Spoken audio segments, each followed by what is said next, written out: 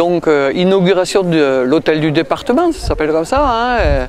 Voilà, c'est celui qui va accueillir à la fois 240 agents pendant toute l'année pour délivrer leur mission de service public. On tient beaucoup à ce terme, hein, c'est la réalité des choses au quotidien. Et puis qui peut être aussi un bâtiment d'accueil de temps en temps des usagers de ce service public qui viennent nous rendre visite.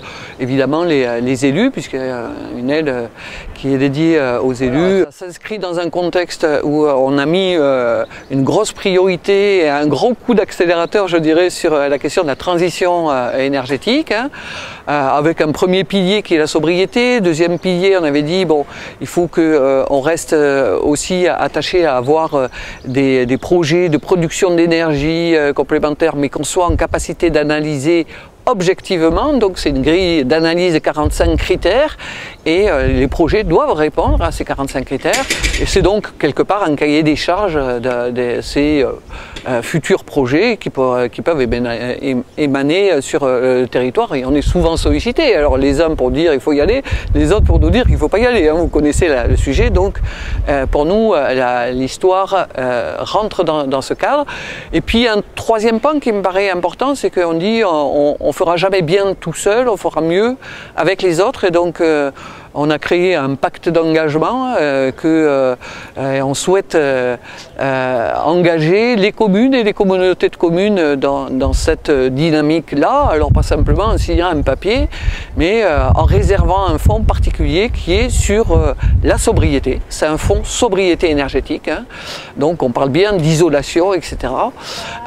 Qui à mon sens doit être simplifié aussi. On avait fait une première année d'expérimentation. Hein, c'est un fonds de 500 000 €, hein, et l'idée c'est d'acter une progression. Voilà. Et on va sans doute mettre une catégorie qui sera peut-être la catégorie C à minima, mais on sait que sur ce territoire on a beaucoup de travail à faire, à la fois sur le logement communal, à la fois sur des bâtiments communaux, à la fois sur les intercos aussi, hein, et puis vous voyez que chez nous on a 100 bâtiments à traiter.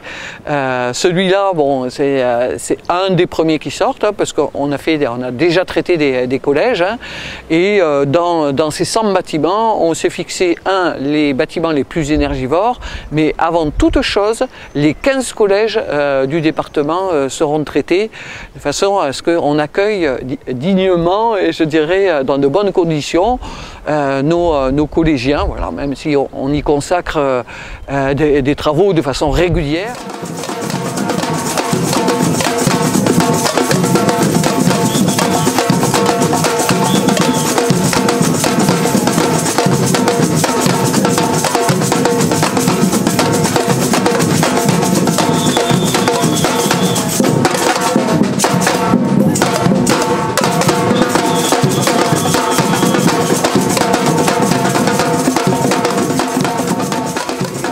Que l'actualité nous a rattrapés, hein, si je peux le dire comme ça. Nous, c'était des travaux qu'on a lancés bien entendu avant, je dirais, la crise énergétique, où les prix qui s'enflamment, qui n'ont pas vraiment de réalité, hein, vous le savez, hein, c'est aujourd'hui, voilà, quand on passe à 1 200 € le mégawatt et que la production, elle est, je le dis facilement, elle est entre 50 et 60 € le mégawatt, hein.